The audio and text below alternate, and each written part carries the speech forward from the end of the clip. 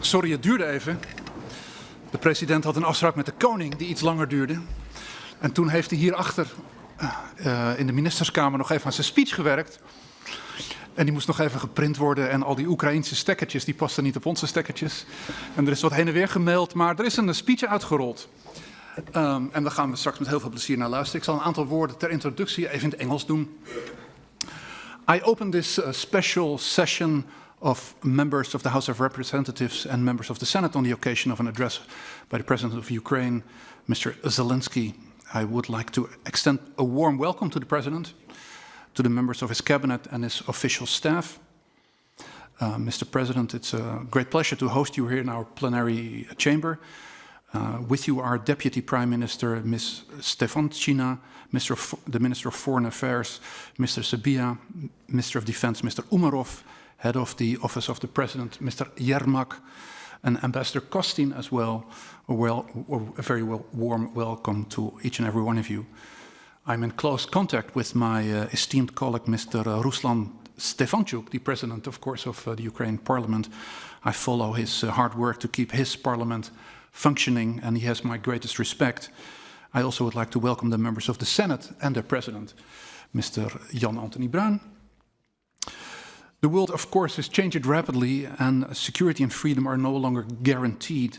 Moments such as these are important for us to cherish and to underline the importance of freedom. And the President is here because of the NATO summit. Thank you so much for taking the time off in your busy schedule.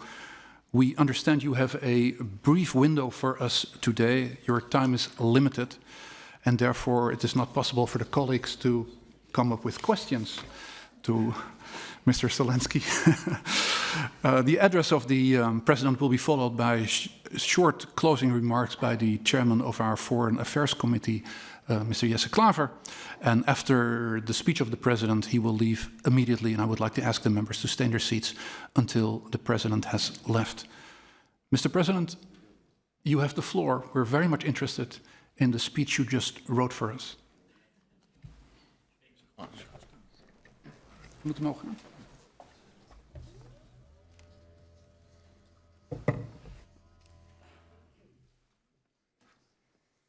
Thank you very much. Dear friends, dear members of the Dutch Parliament, presidents of the House and the Senate, and all the people of the Kingdom of the Netherlands. I'm here with you today in person in your Parliament, first of all, to say thank you. Thank you for the fact that the Netherlands is one of the world's biggest defenders of life and one of the largest in Europe, together with Germany, Norway, and Sweden. Thank you. And we truly feel this support, and we felt it since the very first hours of the full-scale war. And I thank you for every decision that helps save lives in Ukraine. The air defense systems you have helped us with, the investments in our defense from the Netherlands, both bilateral and thanks to your support at the EU level and your defense packages that help our soldiers hold the line. All of this is a contribution to peace. And I thank you for helping us move toward peace and for your honest, heartfelt support. Now, every single day in Ukraine starts the same way, with updates on the consequences of Russian strikes. And these attacks, almost all of them, cannot be explained by anything rational or humane. Just last night, 9 Russian-Iranian Shahed drones struck an ordinary Ukrainian village in eastern part of Ukraine, in Sumy region, and 7 houses were completely destroyed. 22 more were badly damaged. Our rescuers pulled 3 children out from under the rubble.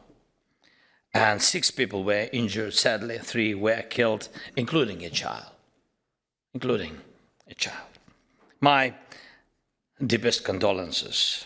That attack made no military sense, but how many were shattered? Right now, today in Ukraine, in the city of Dnipro, people are receiving help after a Russian ballistic missile strikes. 16 people have been killed.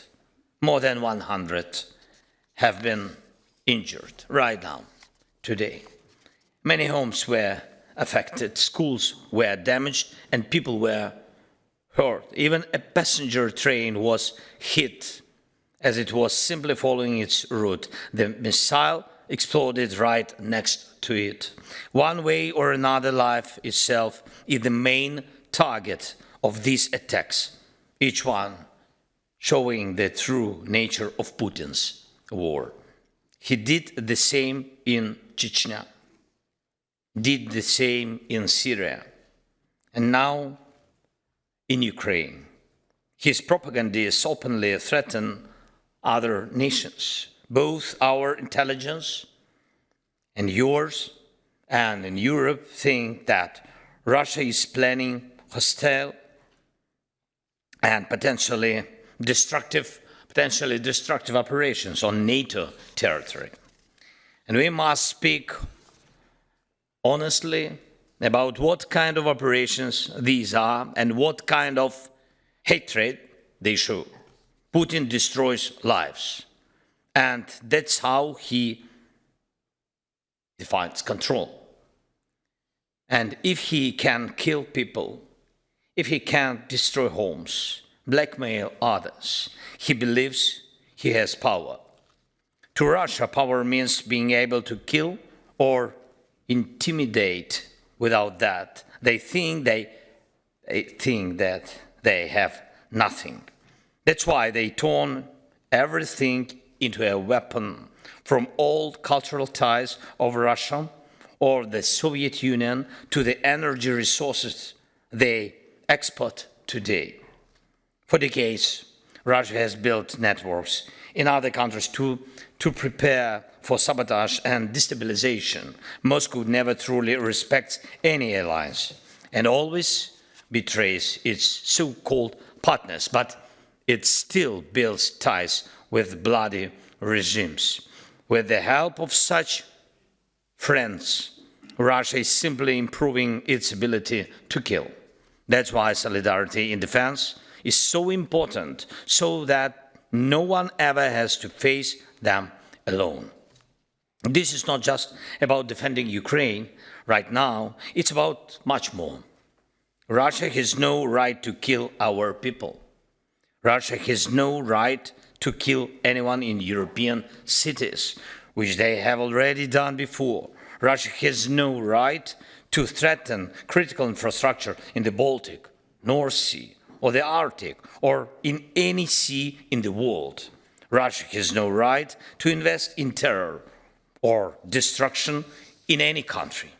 And especially, Russia has no right to even threaten the transfer of nuclear weapons to any regime in the world, including the regime in Tehran or anyone else trying to back up madness with the power of nuclear explosions. Understanding what you do have the right to begins with knowing what you don't. That is where the borders of other security and freedom really begin, of other nations, people. Many in the world have already learned this. Russia still needs to. Russia must understand that rules exist. Putin pretends he doesn't understand what rules shape the modern world. And here in The Hague, I want to say this very clearly. For Putin, there is a rule: do not kill. There is a rule: do not act like a beast toward people. There is a rule: do not burn down cities and villages. There is also a rule: do not justify or sponsor terror. There is a rule: do not steal children. And if you break such rules, there must be responsibility. It may be hard for us to understand, but these are the very rules that form everything from the UN Charter and international law to our shared European way of life. A life built after World War II and the softest, most decent, safest, most decent life Europe has known in centuries. And we must protect this life, and we will protect it. Dear friends, since the beginning of the full-scale war, Russia has used 28,743 Shahed drones. In this June alone, they have already launched 2,736 Shaheeds. Russia could never have done this without its ties to the regime in Iran. And we in Ukraine could never have shut down most of these drones without your solidarity and the support of our partners. This fact speaks for itself. To truly end this war and build a real lasting peace, we need to act on two main directions. First, maximum isolation of Russia. That means political isolation, sanctions of all kinds, and cutting off any cooperation that helps them survive and keep fighting. Every scheme that keeps them going must be shut down, and I urge you to stay strong and principled in your pressure on Russia.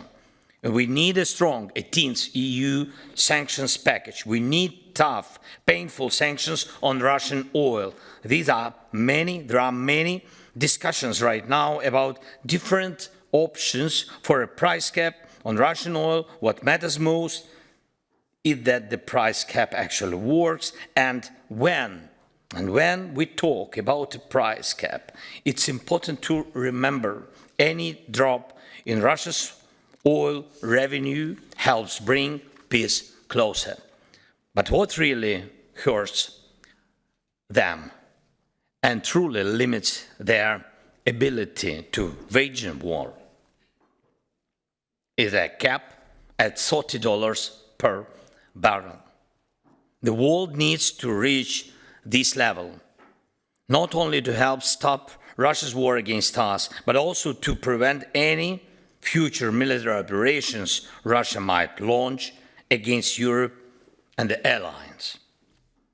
War plans must become deadly expensive for Russia. We need to truly block their tanker fleet and cut them off from international banking. That is what works. And the second direction, stability in defense support. I urge you to back all long-term programs of support and cooperation with us, with Ukraine. Russia must see that Ukraine will not be left alone and that Europe will not back down. And I thank the Netherlands for the new and very important defense package, especially the support for Ukraine's own weapons production. And it's vital to support the need for other European countries to raise their defense spending. Russia is stronger than any one of us alone, but it is weaker than all of us together. That's how Putin thinks in terms of potential, his own potential, and the potential of those he sees as targets or rivals. And if Russia sees that Europe's combined strength leaves it no chance for aggression, there will be no aggression. If Russia feels that we are striking back hard, painfully, then peace will become the most popular topic in Moscow. And we will get there together. Together, we will get there. Knowing how Putin thinks, knowing how Russia wages war, and acting in ways that truly limit them and make it painful for them, we will bring peace closer. Let's get this job done. Let this war be warning to prevent a much bigger one. Russia must be forced into peace. Thank you for standing with us. Thank you, Netherlands. Slava Ukraini. Thank you. Thank you so much.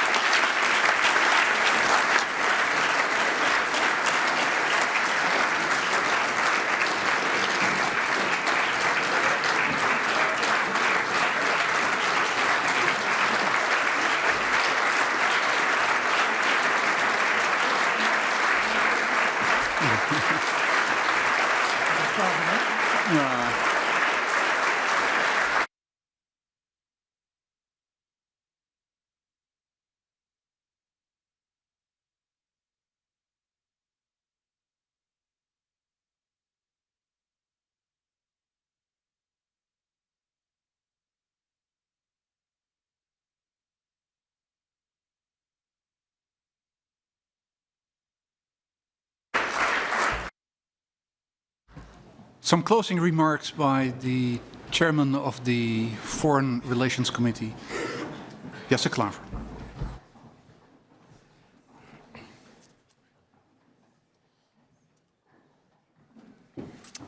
Thank you. President Zelensky, thank you for those impressive and moving words.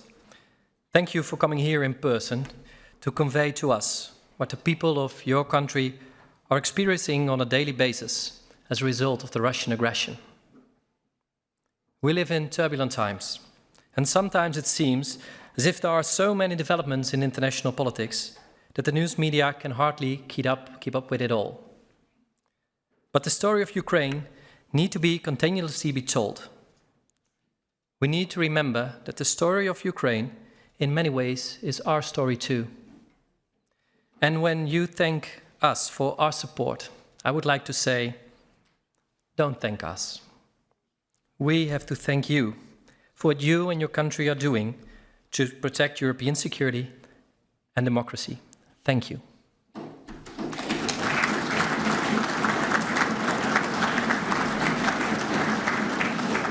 Mr. President, by inviting you to meet with us today on the margins of the NATO summit taking place in the Netherlands, the Foreign Affairs Committee of this House want to express the strong bilateral ties between our countries that fit into the wider security architecture of the Euro-Atlantic region. And I venture to say that since the first time you addressed us in those grim days of March 2022, the bonds between our countries and between our parliaments, the Staat der Nederlanden and the Verkhovna Rada, have grown deeper. Since your first speech here, many members of this parliament have visited Ukraine. Members from our Foreign Affairs Committee have visited Bucha and heard about the crimes from local citizens firsthand. We visited Irpin and stood on the ruins of destroyed apartment buildings. We visited the Verkhovna Rada and saw under what circumstances our colleagues have to conduct their meetings. We visited Chernihiv and saw the bombed local theater. We saw a power plant near Kiev that have been damaged by Russian missiles. Some of us even visit areas closer to the front. And in March of this year, I visited you in your presidential palace in Kiev with a European delegation of chairs of foreign affairs committees. And we had an impressive conversation there with you on the 3rd anniversary of Russia's full-scale invasion in your country. Mr. President, our invitation to you today and our multiple visits to your country in the past years, and most important, our repeated votes in this House to continue financial and military support to Ukraine, this all shows a broad commitment in this Parliament to your defense against Russian aggression. And we hope that you have felt some of that commitment today. So thanks again. Thank you for coming here. And thank you for continuously defending our common European values. And we wish you fruitful meetings here in The Hague the coming days and safe travels when you return to Kiev. Slava Ukraini.